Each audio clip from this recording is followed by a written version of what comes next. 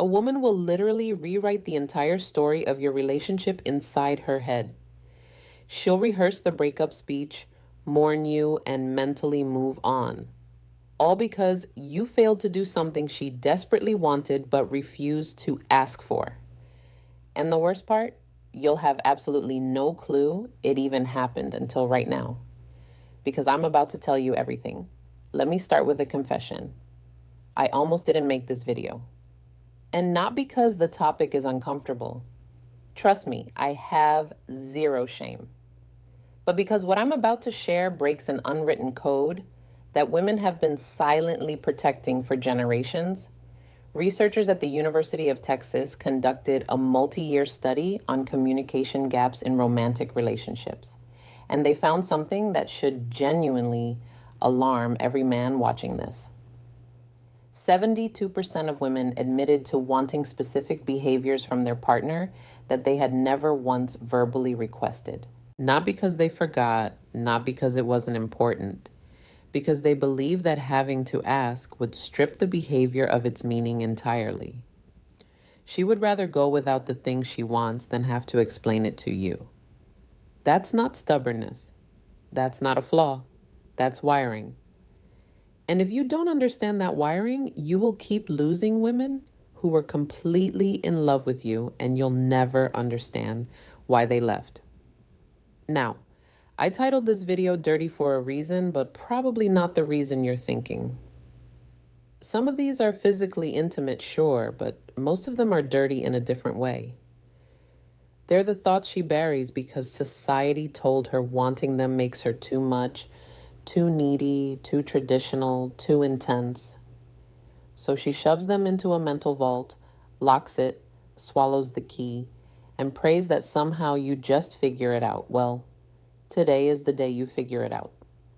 And I'll warn you, number 3 on this list is the one that breaks most relationships. Silently, invisibly, without a single argument, it just erodes things until one day she's gone and you're holding your phone, wondering when everything changed. So, pay attention when we get there. Here we go. Number 7, interrupt her overthinking with physical certainty. Every woman has a version of this moment. She's spiraling. Maybe it's about work. Maybe it's about something her mother said. Maybe it's about a comment her friend made 3 days ago that she's been mentally dissecting with forensic precision. Her brain is running 17 tabs and none of them are loading properly. What most men do in this situation is try to fix it. They start troubleshooting. Well, have you tried talking to your boss? Maybe just don't respond to her text. And from a logical standpoint, that makes perfect sense. Problem identified. Solution offered. Case closed. But here's what she actually wants and what she will chew her own off before requesting. She wants you to walk over without saying a single word. Take her face in both hands and kiss her forehead, or pull her against your chest and just hold there. No advice, no commentary, just your physical presence communicating something that words consistently fail to deliver. I'm here. I'm solid. You can fall apart for a second because I'm not going anywhere. Neuroscientist Dr. Tiffany Field, who founded the Touch Research Institute at the University of Miami, has published over 100 studies proving that physical touch reduces cortisol levels by up to 31% within minutes. But here's what the data doesn't capture: the snort's emotional weight of unsolicited touch from someone you trust. That's not just stress relief. That's safety made physical. Snorts. She won't ask for this because asking for comfort feels like admitting weakness. Most women have been conditioned to handle everything themselves. Requesting to be held feels like filing a formal complaint against her own independence. So, she spirals alone and quietly resents that you didn't notice. You don't need to read her mind. You need to read her shoulders. If they're tense, if she's gone quiet, if she's scrolling her phone but clearly not absorbing anything, that's your signal. Don't ask what's wrong. Just close the distance and be the interruption her nervous system is begging for. Number 6, say her name during intimate moments and not just those moments. There is something neurologically electric about hearing your own name spoken by someone you're attracted to. A study from the journal Brain Research found that hearing your own name activates specific regions of the left hemisphere associated with self-representation and identity processing. Your name is the one word in any language that your brain treats as fundamentally yours. Now apply that to intimacy. Not just physical intimacy, though. Yes, absolutely that. But also the quiet moments when you're cooking together and he says your name before asking you to hand him the salt. When you're walking ahead of him and he calls your name just to make you turn around so he can look at you. When he's telling a story to his friends and says, "So then Sarah turns to me." And the fact that she exists in his narrative by name, not as my girlfriend or she, but as her. Most men default to pet names. Babe, baby, hun. Those are warm and familiar, but also generic. Every woman he's ever dated was probably babe at some point. Her name, though, that's exclusively hers. And when you use it in a moment of intensity, a whispered confession, a heated argument where you stop and say her actual name, a moment of closeness where her name is the only word you can manage that creates a response that pet names simply cannot replicate. She'll never ask you to use her name more often because that would make it feel manufactured. The power is that it feels instinctive, like you're so consumed by her specifically that her name is the word your brain reaches for automatically. Number 5, handle another man's attention toward her with calm dominance, not reactive jealousy. This one is spicy, and I know it's going to trigger some debate, so let me be precise. She does not want you to start a fight or make a scene. That's not attractive. That's a liability. But she also doesn't want you to be completely unbothered. If another man is clearly flirting with her and you just sit there sipping your drink with zero reaction, she registers that. And what she registers is not, wow, he's so secure. What she registers is, he doesn't care enough to respond. The sweet spot is calm, measured possessiveness. You walk over. You place your hand on her lower back. You look the other guy in the eye with completely relaxed confidence that says, I see exactly what you're doing, and I'm not even slightly threatened, but she's with me, and we both know it. Maybe you extend a handshake. Maybe you introduce yourself. Maybe you simply redirect the conversation with a casual smile that communicates absolute ownership of the situation. Evolutionary psychologist Dr. David Buss found that women consistently rated proportional McCarding as attractive. The key word is proportional, too much. And she feels controlled too little, and she feels unvalued. But that middle ground where you acknowledge the situation without being destabilized by it, that is profoundly attractive on both a conscious and subconscious level. The dirty part. She might even enjoy the moment a little. Not because she wants to make you jealous, but because your response tells her everything about your confidence, your investment, and your willingness to claim her without caging her. That distinction, claiming versus caging, is where most guys get it catastrophically wrong.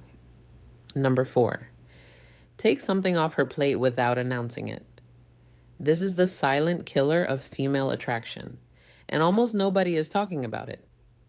The American Psychological Association's 2023 Stress in America survey found that women reported significantly higher levels of chronic stress than men across every measured category: work, family, household management, emotional labor, logistics, scheduling.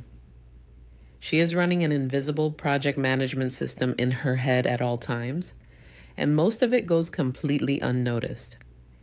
She wants you to identify one thing on her mental checklist without her having to delegate it, and just handle it quietly, completely without expecting a parade.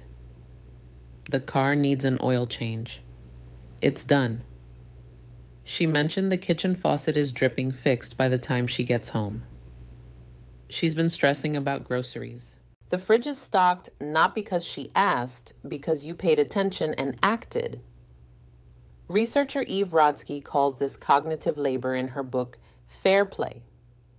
Her research shows that in most heterosexual relationships, women carry roughly 70% of this invisible workload. And the exhaustion isn't from the tasks themselves. It's from being the only person who remembers that the tasks exist. When a man proactively handles something without being told, it creates a wave of relief and attraction that is almost embarrassingly powerful. She feels genuinely cared for, not because the task was hard.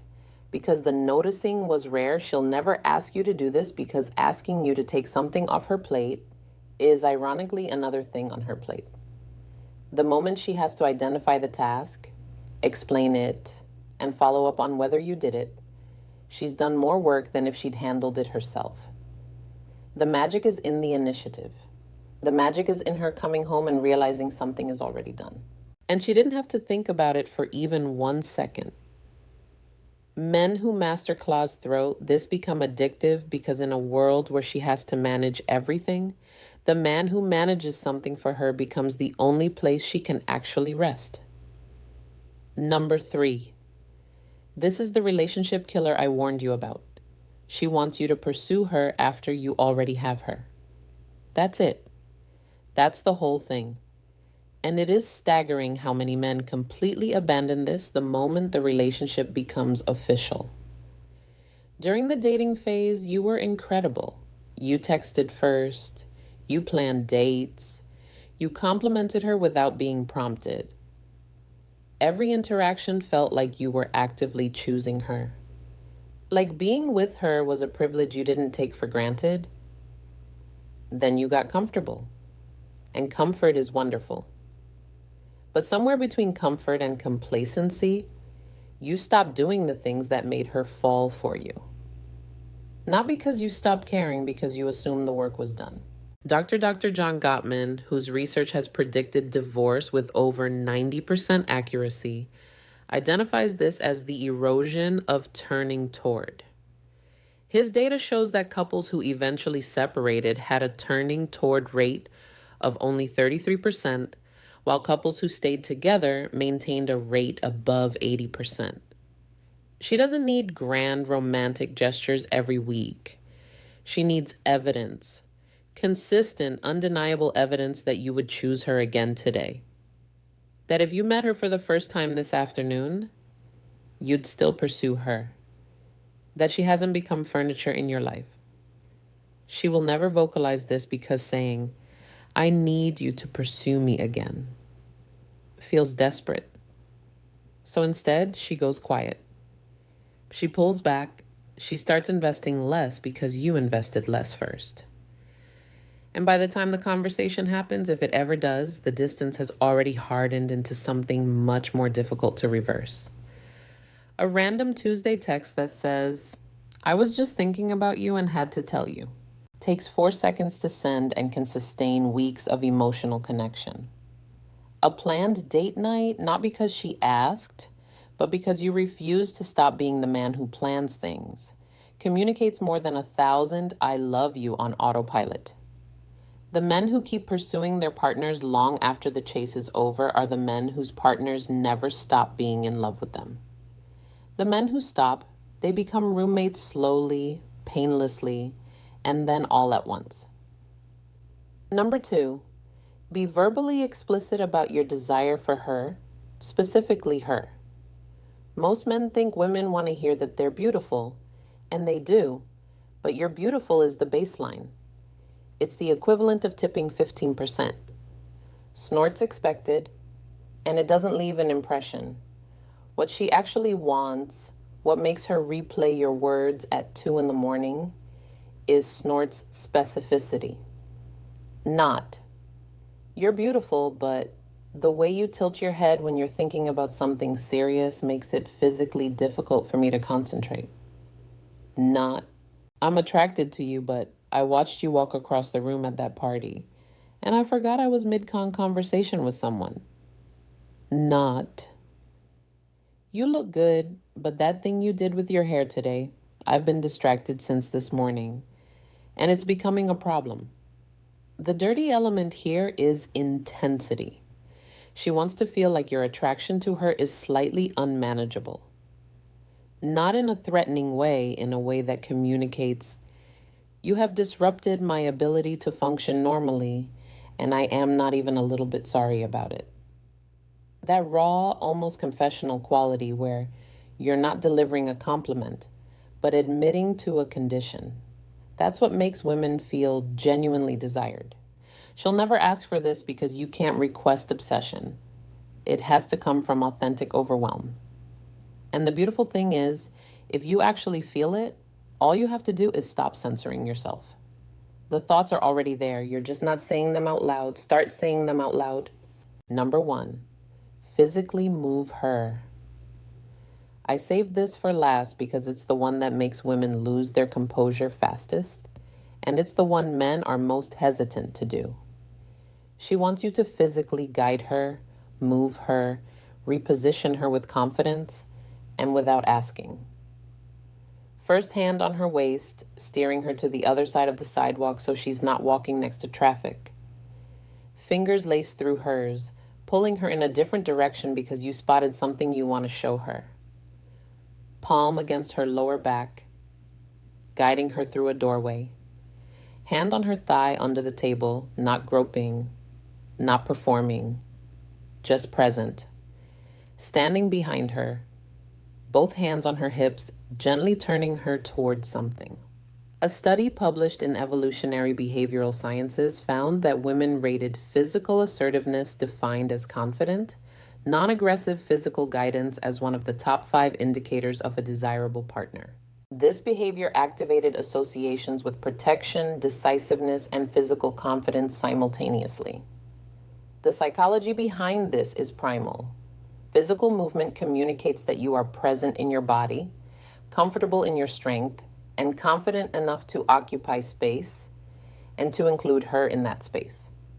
The reason this is number 1 is because it operates entirely outside of language. You can't fake this with words. You can't text it. It only exists in real time in the electricity of physical proximity and the confidence to close that distance without hesitation. She will never say, I wish you would just grab me and move me where you want me. But every time your hand finds her waist and redirects her, every time you pull her closer without explanation, you become the man she compares every fictional character and every passing fantasy to. And none of them win because they're not real. And you're standing right there with your hand on her back, proving that reality is better. So now you have them. 7 things women have been silently wishing for and stubbornly refusing to verbalize since the beginning of recorded romantic history. The fact that you watch this entire video tells me you're not the kind of man who assumes he already knows everything. You're the kind who actually wants to understand. That quality alone puts you ahead of 90% of the men she's ever encountered. But knowledge without action is just trivia. I didn't make this video so you could store these as interesting facts. I made it so you could use them tonight, tomorrow, in the next quiet moment where you choose between playing it safe and doing something that actually makes her feel something. Choose the second option every time.